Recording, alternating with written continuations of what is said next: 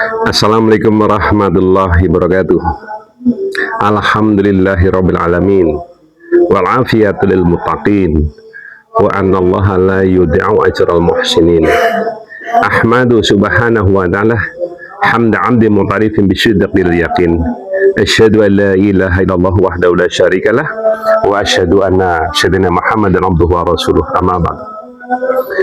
Pemirsa YouTube dimanapun Anda berada, kali ini Romo Begawan akan menyampaikan satu riwayat bahwa Abu Lahab masuk ke surga. Aneh bukan? Untuk mengetahui riwayat ini, marilah kita heningkan sejenak, mensubscribe HP Anda untuk mengikuti acara-acara berikutnya ke depan. Begini riwayatnya. Hampir seluruh umat Islam pernah mendengar nama Abu Lahab. Siapa itu Abu Lahab? Abu Lahab nama aslinya adalah Abdul Uzza bin Abdul Muthalib.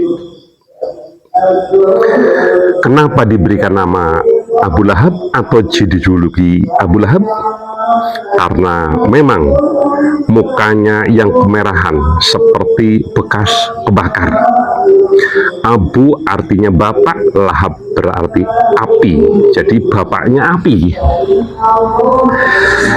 Dia adalah merupakan saudara dari bapaknya Nabi Muhammad Shallallahu Alaihi Wasallam, yaitu Abdullah bin Abdul Muthalib. Membandingkan Abu Lahab dengan paman Nabi ini dengan paman yang lain, yaitu Abi Thalib, bagaikan bumi dan langit. Artinya sangat jauh perbedaannya. Kalau Abi Thalib selalu melindungi Nabi Muhammad Sallallahu Alaihi Wasallam, sebaliknya Abu Lahab sangat memusuhi Nabi. Kenapa seperti itu? Kalau memang dia sudah ditakdirkan oleh Allah Subhanahu wa Ta'ala menjadi orang yang jahat. Jejak kejahatan Abu Lahab sampai diabadikan dalam Al-Quran, yaitu surah Al-Lahab atau api yang bergejolak atau berkobar. Meski pada masa kenabian Nabi Muhammad Sallallahu Alaihi Wasallam, Abu Lahab menjadi salah satu musuh utama atau yang memusuhi Nabi Muhammad. Ternyata pada suatu ketika Abu Lahab adalah orang yang pernah begitu bergembira dengan kelahiran Nabi Muhammad Sallallahu Alaihi Wasallam. Kisahnya begini.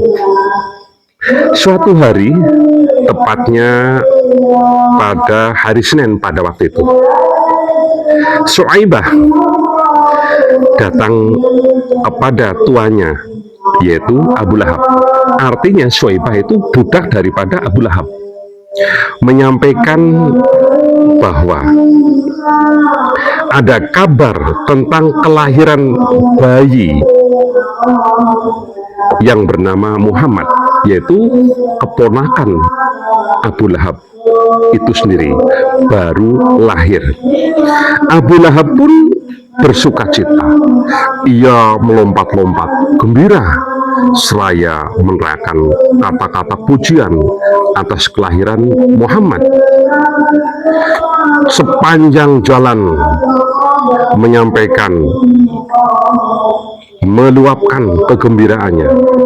Ia segera mengundang tetangga-tetangga dan para kerabat dekatnya untuk merayakan kelahiran keponakan tercinta yang merupakan bayi laki-laki dan sempurna. Tidak hanya itu, saking bergembiranya, Abu Lahab juga memerdekakan budaknya yang bernama Suwaibah. Budak yang memberitahukan kabar gembira tadi. Deklarasi kemerdekaan Suwaibah itu diucapkannya di depan orang banyak saat itu juga. Sayangnya, kebanggaan Abu Lahab menjadi paman Muhammad SAW itu tidak berlanjut lama. Saat Muhammad diangkat menjadi Rasul, ia ingkar dan bahkan menjadi musuh nomor 1 di dunia. Berbagai macam aksi jahat dia lakukan demi menggagalkan dakwah Nabi Muhammad, dan dia menjadi rintangan yang berat karena masih terhitung keluarga dengan hubungan darah yang dekat dengan Nabi Muhammad. Abu Lahab mati sebagai kafir dan masuk neraka. Begitu pula istrinya, sebagaimana firman Allah dalam Al-Quran surat Al-Lahab. Bismillahirrahmanirrahim. Tabbat yada abi lahabi wa tab. Binasalah kedua tangan Abu Lahab dan benar-benar binasa dia. Ma aghna anhu maluhu wa ma kasyab. Tidaklah berguna baginya hartanya dan apa yang dia usahakan. Saya selana ronda talahab. Kelak dia akan masuk ke dalam api yang bergejolak, yaitu neraka. Wamro'atuhu hammalatal hatab. Dan begitu pula istrinya, pembawa kayu bakar. Dalam hal ini adalah penyebar fitnah. Fi jidiha hablum mim masad. Di lehernya ada tali dari sabut yang dipintal, artinya sabut yang ditambang. Para pemirsa YouTube dimanapun Anda berada, Abu Lahab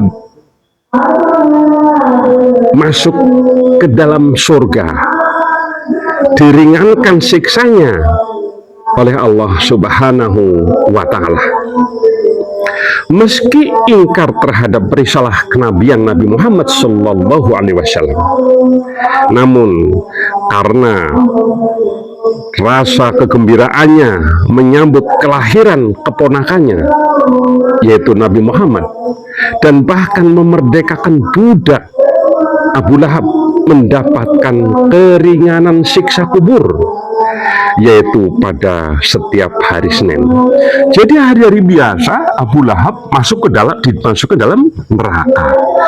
Nanti giliran hari Senin dicimit, diangkat dan neraka masukkan ke surga. Sebenar saja, itu pun surga yang ringan, bukan surga yang bagus banget, bukan. Jadi dari kata lain, siksa yang begitu berat pada hari-hari biasa, kalau pas giliran hari Senin diringankan, diangkat. Nanti ketemu hari Selasa, masuk lagi ke neraka lagi. Dan begitu seterusnya. Dalam penglihatan Nabi Muhammad SAW bermimpi melihat Abu Lahab disiksa. Namun tiap hari Senin Allah meringankan siksanya karena Allah melihat bahwa Abu Lahab bergembira dengan kelahiran Nabi Muhammad Sallallahu Alaihi Wasallam. Begitu pula diceritakan oleh Al-Abbas, yaitu paman Nabi. Abbas bermimpi melihat Abu Lahab. Dikatakan, bagaimana keadaanmu? Abu Lahab berkata, saya seperti yang engkau lihat, tersiksa. Tapi setiap hari Senin Allah meringankan siksanya kepadaku, yaitu dimasukkan ke dalam surga hari Senin. Karena pada waktu itu aku gembira dengan kelahiran Nabi Muhammad. Jadi yang disampaikan oleh Abu Abbas dan Nabi Muhammad waktu itu melalui mimpi. Karena mimpinya Nabi itu insya Allah dianggap benar, sehingga diyakini oleh para ulama dan para umat Islam bahwasanya Abu Lahab diringankan siksanya dari neraka setiap hari Senin, diangkat dari neraka dimasukkan ke dalam surga. Bagaimana kalau kita sendiri insya Allah yang menjalankan sholat 5 waktu, berpuasa di bulan Ramadan, menjalankan zakat dan sebagainya, insya Allah kita nanti ditempatkan di dalam surga Allah Subhanahu wa Ta'ala. Dan apabila kita melakukan suatu kesalahan-kesalahan, baik ringan ataupun berat, itu semuanya ada hisab, ada mizan, dan kita juga akan, kalau timbangannya berat yang jelek, berat yang jahatnya, itu tentu akan masuk ke dalam neraka.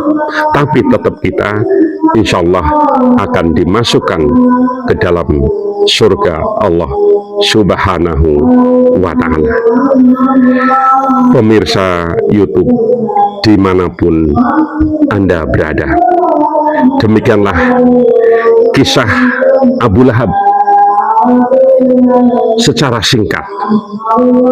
Mari kita renungkan diri kita masing-masing agar kita senantiasa bisa berbuat baik kepada sesama manusia, menjalankan perintah Allah Subhanahu wa Ta'ala dan meninggalkan apa yang dilarangnya, supaya kita nanti kelak ditempatkan, dimasukkan ke dalam surga Allah Subhanahu wa Ta'ala. Mudah-mudahan semua yang melihat acara ini nanti oleh Allah Subhanahu wa Ta'ala ditempatkan di dalam surga Allah Subhanahu wa Ta'ala. Demikian kurang lebihnya, mohon maaf. Wabillahi taufik wal hidayah. Assalamualaikum warahmatullahi wabarakatuh. Salam Romo Begawan.